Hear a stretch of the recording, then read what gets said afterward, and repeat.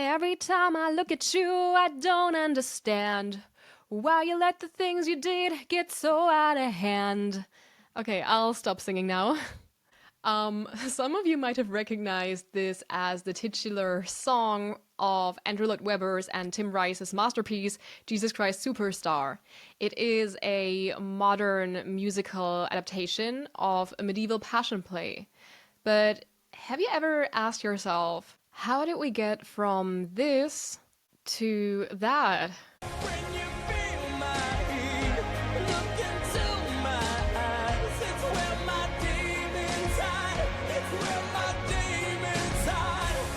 And why do some musical passion plays work while others fail? This and more in today's video. Welcome back to my channel. I got the idea for the topic of this video quite recently when I listened to a lecture that was about a completely different topic, but the lecturer talked about how crises inspire societies to become more religious. And she had one argument that was the rise of the passion play after the plague hit Europe and killed 1/3 of its inhabitants. And suddenly passion plays became a new hyper-focus.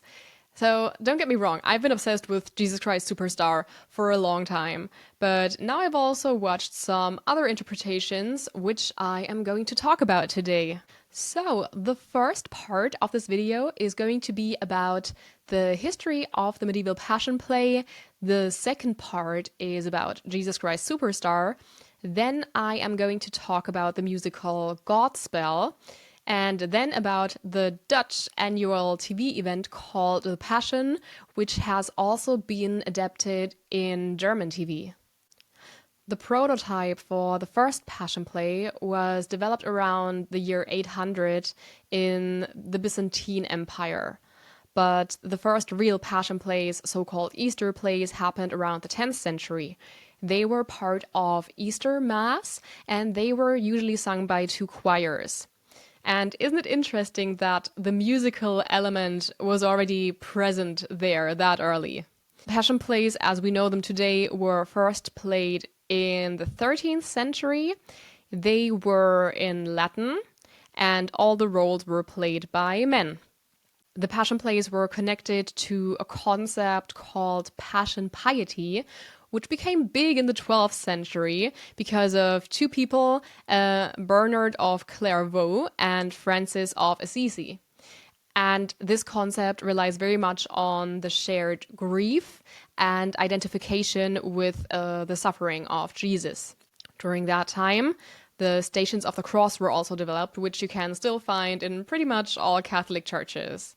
As I already hinted at in the introduction, something changed when multiple crises happened. For example, different wars, the plague, and some other catastrophes, and then people searched for comfort in religion. Most people, however, could not read, and so a good way for churches to teach them about biblical stories were the passion plays.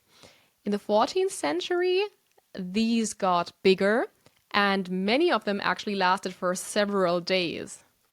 Before, passion plays were only played in monasteries, and now they took place outside, very often at market squares, and they could thus reach large parts of the civilization. And now it was no longer the church who organized the passion plays, but it was normal people.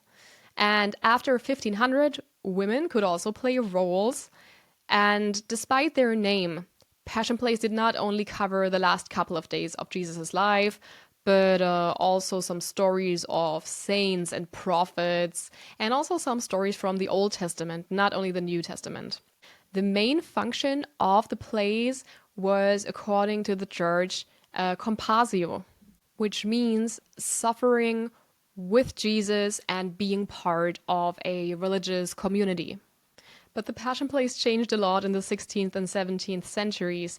Suddenly, there were comical episodes and parody elements, so that the church actually distanced itself from the plays because many elements were now simply invented and the whole spectacle was more like a fair.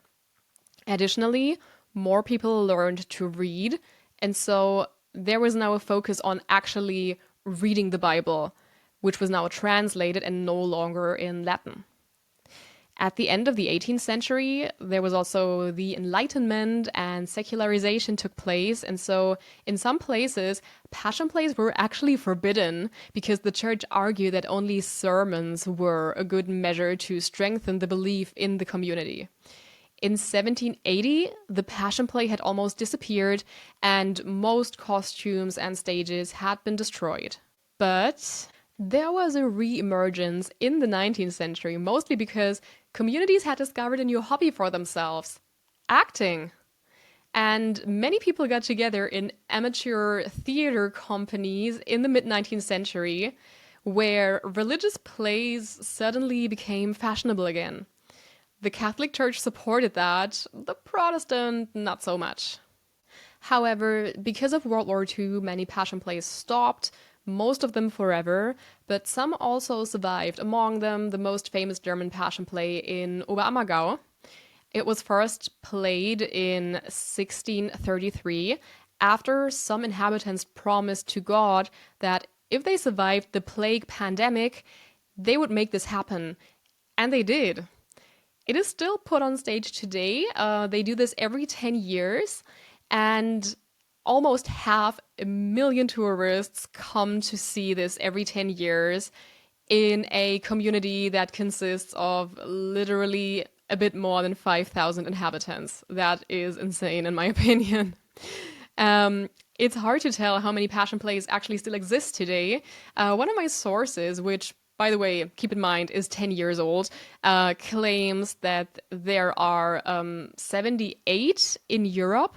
But another source I consulted said it's 50 alone in German-speaking regions. But then obviously it has to be many, many more outside of Europe.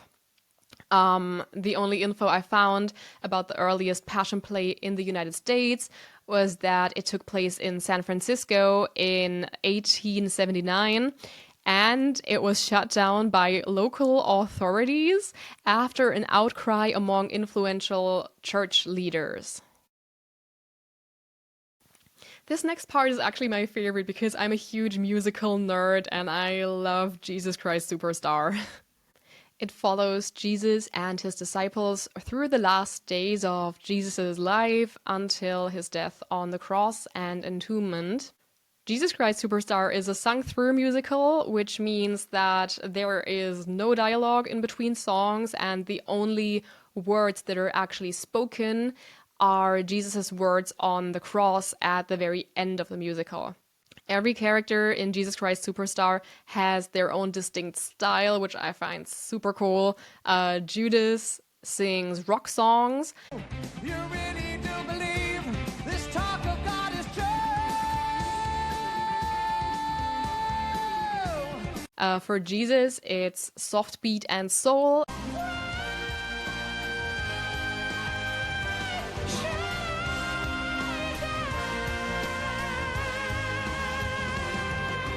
And Mary of Magdalene sings folk ballads. I don't know how to love him. Something that fascinates me about this musical is that there are so many motives that are repeated throughout the entire story. I'm just going to mention a few here because the number is just too big and the video would be way too long. So, for example, you've got the What's the Buzz, which is sung by the disciples, as well as the Hosanna, Hosanna. Then we've got I Don't Know How to Love Him, sung by Mary of Magdalene first, and then later by Judas. We've got the guitar riff from Heaven on Their Minds, Judas's introduction song, which is later played when Judas dies and when Jesus is flogged. Then we've got This Jesus Must Die, which is sung by the high priests, and is later repeated in the song Blood Money. And we've got the temple motive when the people ask Jesus to heal them, and later the same melody is used by the journalist who interviewed Jesus in the Garden of Gethsemane. Another factor that makes this musical stand out against other Passion plays is that it is told mainly from the perspective of Judas, and many have argued that he is actually the main character of the musical. Furthermore, Jesus is portrayed as a human being, and instead of a messianic figure, he just acts like a normal human, full of self-doubt and uncertainty, and there are no miracles in Jesus Christ Superstar. And one of my sources, Mary F. Brewer's The Bible and Modern British Drama, has described him as a far more interesting character dramatically compared to his biblical counterpart. Interestingly, Jesus Christ Superstar did not start out as a musical initially. By the way, if you want to know more about the production history of Jesus Christ Superstar, there is an amazing video on the channel Staged Right. I highly recommend it to everyone, and I'm going to link it in the description box. The title track, Superstar, was already released in 1969, although at the time, the singer of the song was not identified as Judas, but it was sung from the perspective of basically everyone who asked general questions about Jesus from the perspective of the 20th century. Lloyd Webber and Rice are not devout Christians, but Tim Rice has said that he has always been interested in biblical stories and the language of Christianity. In an interview many years after the premiere, Andrew Lloyd Webber told the story of while he was writing the titular song, he saw an ad with Tom Jones in a magazine that said, "The world's #1 superstar." And something clicked for him, which is why we now have Jesus Christ Superstar as the title of the musical. The Jesus Christ Superstar album came out in 1970 and it topped the US charts. The Broadway premiere was in 1971 and 711 shows were played there. And the West End premiere in London was in 1972, and this show was running for 8 years with a total of 3,358 shows, making it the longest running West End production at the time. And Lloyd Webber and Rice also said that they were much more content with this version than with the Broadway version. According to Lloyd Webber and Rice, a stage adaptation was always considered as an option, but initially there was a lack of interest from theater producers due to the controversial subject matter. And this was proven correctly because at the Broadway premiere, there were Christian groups outside of the theater protesting because the musical did not acknowledge Christ's divinity and the resurrection, because like the Gospel, according to Mark, it ends with the entombment of Jesus. And I would say that right now, Jesus Christ Superstar is no longer controversial because in 1999, it was officially endorsed even by the conservative Vatican. So this has changed a lot. Now, why was this musical such a big success? I think one of the main reasons is that so many people could identify with the main characters. Instead of demonizing Judas and condemning him for his actions, we see the story from his point of view. And while he still supports Jesus and his message, he is disillusioned and disappointed of how the movement turned out, with the followers of Jesus focusing much more on him as the messianic figure than on his teachings. And eventually, when they end up being disappointed by him supporting pacifism instead of starting a revolution against the Roman Empire, they turn on him and want him crucified. And I think that might be the result of Tim Rice's perspective, because when writing the musical, he asked himself what he would have done in Judas's situation. And after all, didn't Judas act according to God's plan? It seems kind of unfair that he is hated by everybody from that perspective. Furthermore, people can identify with Jesus because, as I said, he's not portrayed as a superhuman being, but he's just a man. Also, Jesus' actions are out of sync with the power structures of his time, which connected well with the counterculture movement of the time when it came out. They could see Jesus as one of their own. And he was also seen as an opponent to violence, which made him a figure of identification with the pacifism movement that opposed the war in Vietnam. Now, I've seen quite a few interpretations of Jesus Christ Superstar at this point, but my favorite remains the 2012 UK Arena Tour with Ben Foster as Jesus, Tim Minchin, who is amazing as Judas, and Mel C as Mary of Magdalene. It's a great show. I can recommend it to everybody. And what I find so intriguing about this is the modern setting, because it takes place during the Occupy London movement, and everybody is dressed in hoodies and leather jackets, and it even opens with protesters fighting against the police. And when Jesus is imprisoned, he is wearing an orange jumpsuit that resembles the ones worn by detainees in Guantanamo.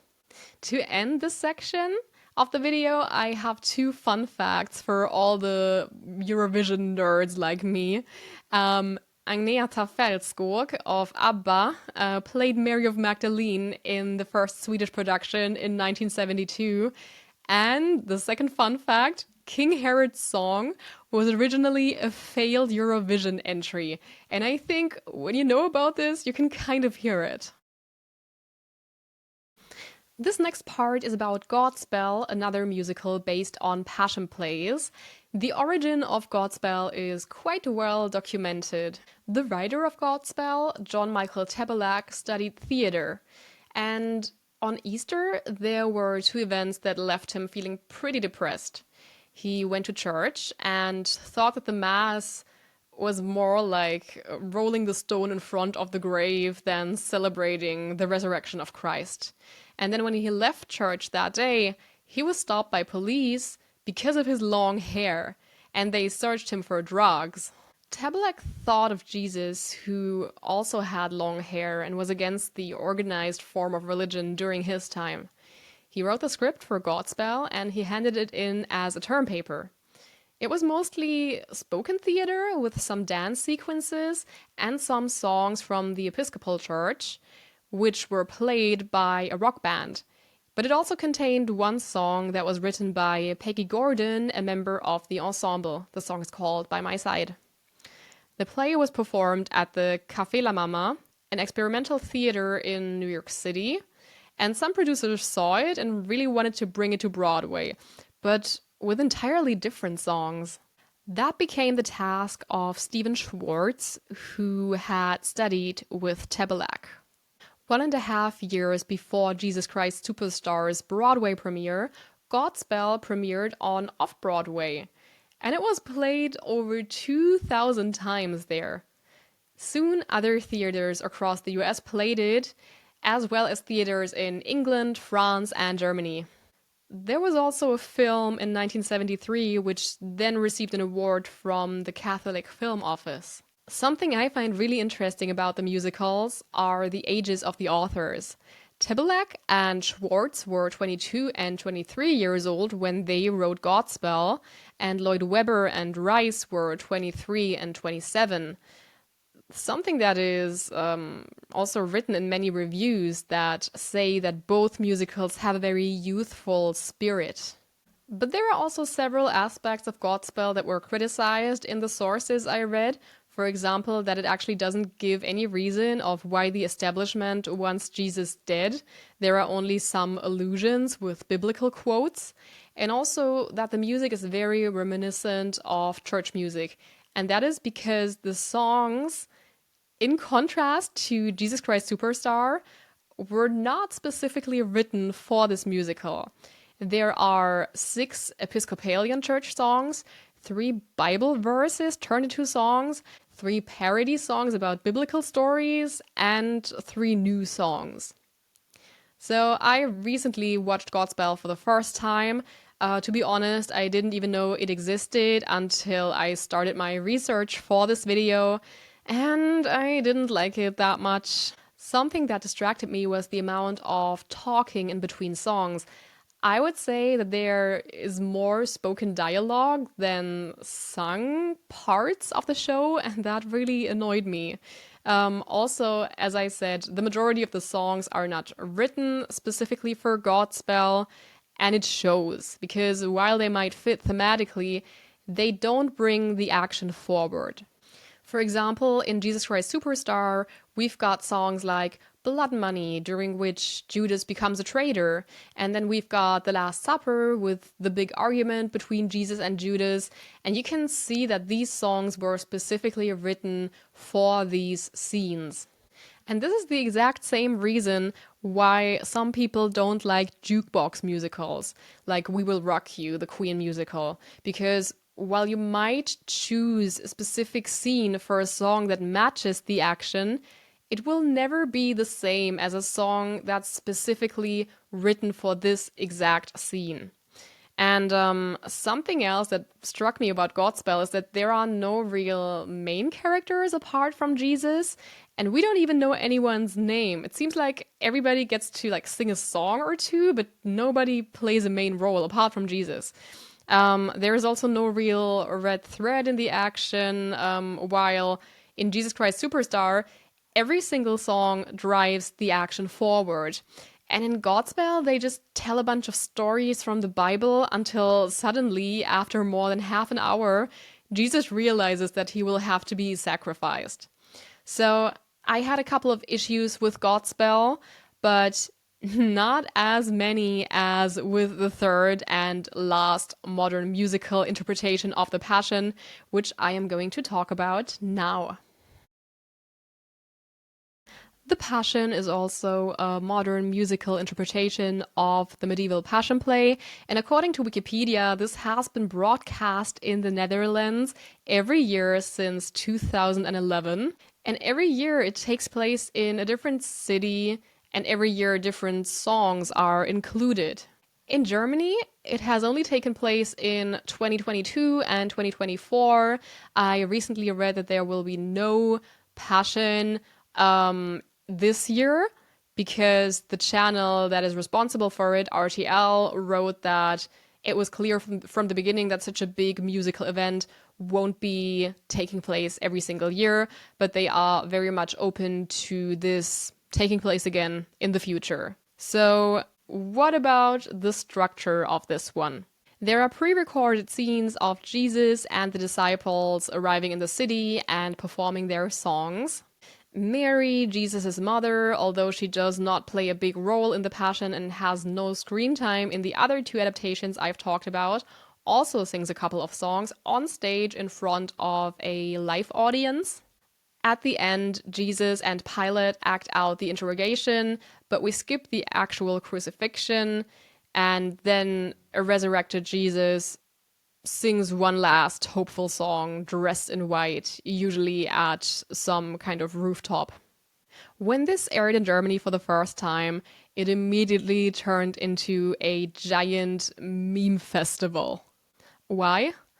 Well, let's just say not every singer can act and not every actor can sing. And the script just wasn't very good. Some scenes were actually incredibly cringeworthy, and it did not help that simultaneously to the actual story, some volunteers who could register online beforehand were carrying a giant illuminated cross through the streets, and there were some pretty weird interview moments. Also, the reviews were universally negative. And now you might ask yourself, if the reception was so bad, why did they air it a second time? Well, because the numbers were pretty good. More than 3 million people watched it for the first time, and the second time was still watched by more than 2 million, and there were thousands of tweets. It was intense.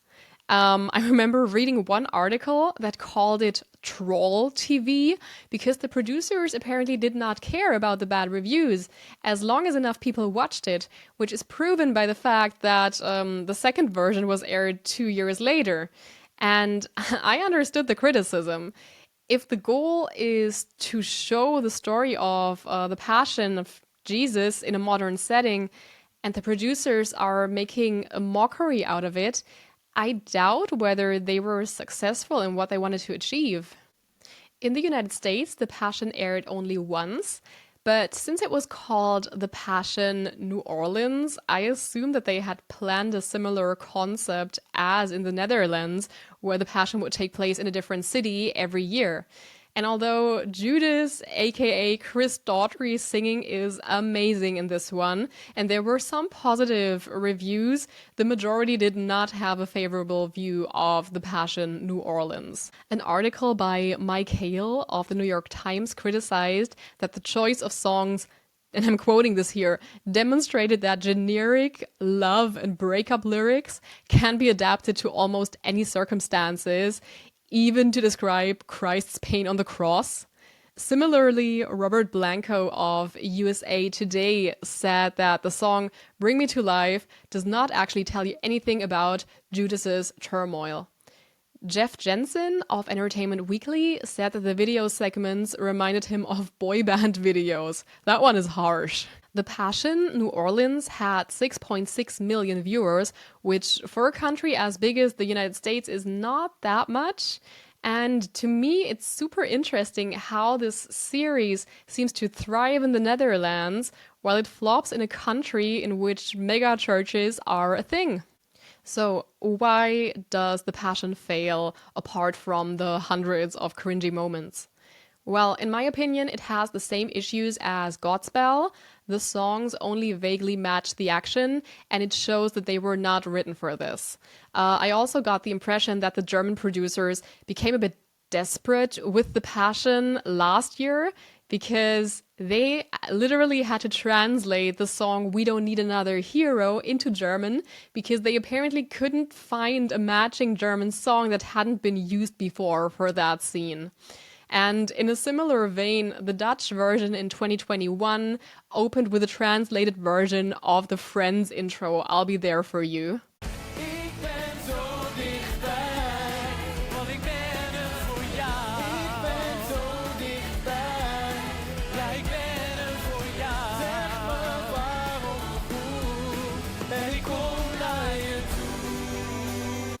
That was weird.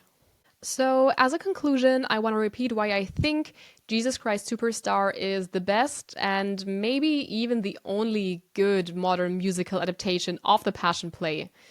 First of all, coherence. As I told you, the motives are repeated and the songs fit the action exactly, and there is an overall red thread in the entire story.